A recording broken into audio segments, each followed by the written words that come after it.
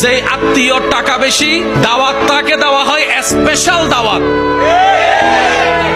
আর যতই কাছের রক্তের হোক না কেন, যদি টাকাওয়ালা না হয়, দাওয়াতও তেমন ভালো করে পাই না, মেহমানদারিও তেমন ভালো করে পাই না, খাবার খেয়েছি কি খাই নাই সেইটাও জিজ্ঞেস করার কেউ থাকে না।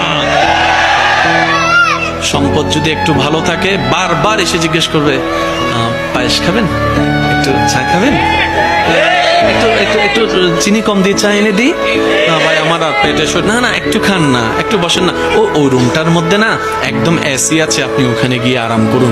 ওই দূরের আত্মীয়টা।